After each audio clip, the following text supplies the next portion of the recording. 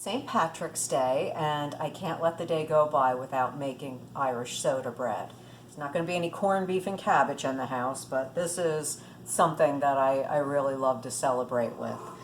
But I make it gluten-free, so this goes out to my cousins who also have difficulty with gluten, like so many other people.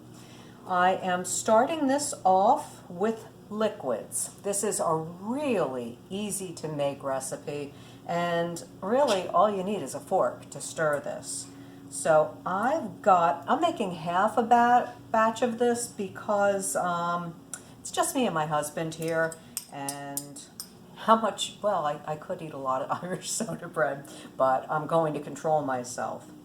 So I've got a quarter cup, half a stick of melted butter, and 1 egg,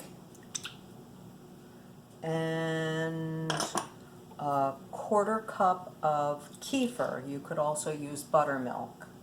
And that's really just to get that little sour taste to it. Now I'm going to beat these together. Also going to add my honey. I don't use honey very often, so this has kind of turned to sugar. Ah! Okay, still good. Nothing to worry about, nothing to see here. There we go. So I want about a tablespoon of honey. I'm just going to eyeball this. It's going to be one of those days, isn't it? So that's about a tablespoon. There you go. And beat that into my wet ingredients. And once I've got that all blended, I'm going to start adding the flours. Now, if you wanted to make this like plain old Irish soda bread, you could use regular flour, but I'm using a cup of cassava flour. If you have any difficulty with cassava, you could use rice, you could use oat. If you have a favorite gluten-free baking mix, you could use that. Really, cooking and baking, I just see as experiments and something to be enjoyed. Don't stress. There's enough stress in life that just comes naturally. Don't stress about stuff like this. I know people who say, well, I cook, but I don't bake. Baking is just as easy as cooking. I know that there's a little bit more of a science to it, but as far as I'm concerned, it's still pretty loose too.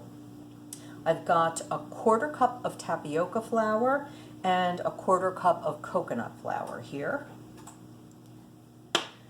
Now in my book,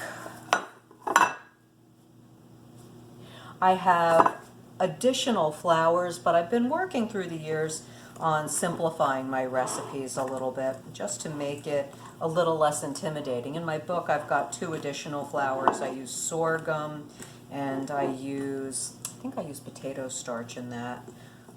But now see, it's a little dry because we need to be able to handle it, but it's not like a regular bread dough. That's the beauty of a soda bread. It doesn't need to be kneaded. It's just so easy. Now to this I am adding, I should have added the baking soda in with the flours. I've got half a teaspoon of baking powder, half a teaspoon of baking soda, and a quarter teaspoon of salt. When I post this on my website, I'm going to post it for the full recipe. Let me work this in. It's not a catastrophe. It would have been had I not realized I didn't add it.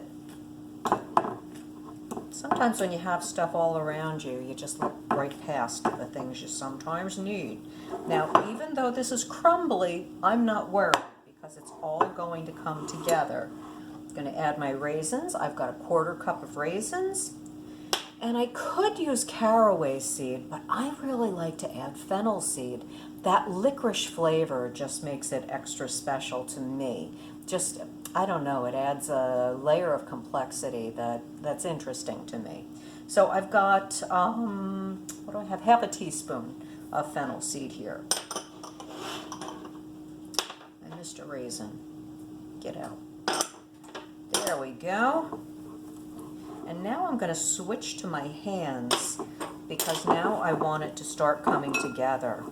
This recipe is so delicious. A couple years back, I taught a group of medical students a nutrition class, and I wanted them to learn a couple things. I wanted them to learn about the microbiome and foods you could use to enhance that.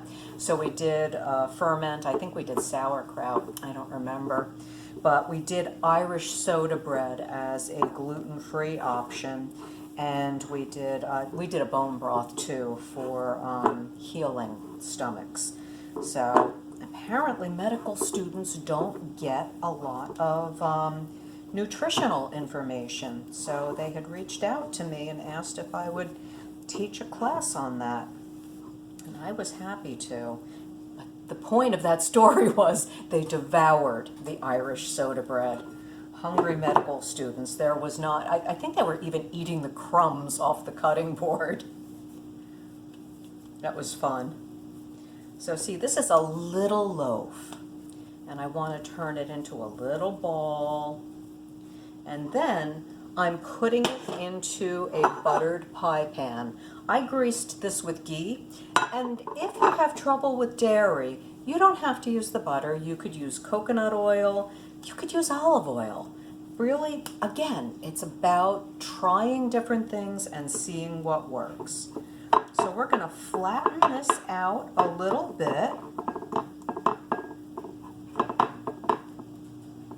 Oh, it's so pretty. I'm excited.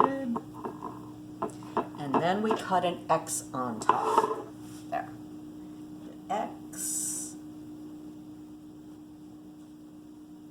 I have preheated the oven to 350 degrees, and it's going to bake for about 30 minutes. It's smaller than a regular loaf, so maybe it'll be in a little bit longer, but we'll be back when it's done.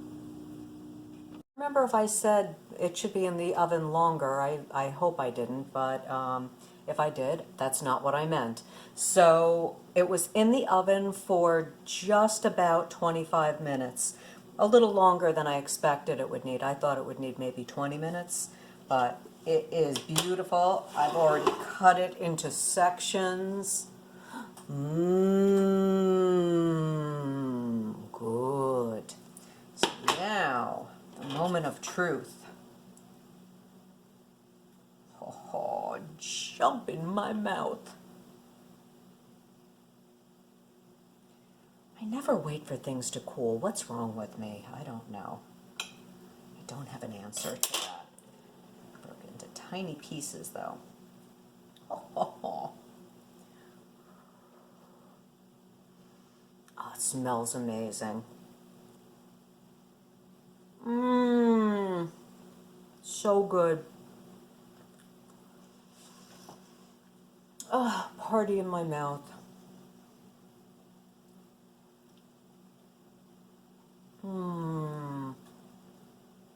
Make it. You'll love it. So, from my Irish kitchen to yours, have a lovely St. Patrick's Day, and check my website, The Healthy Food Scientist, for the recipe, and enjoy.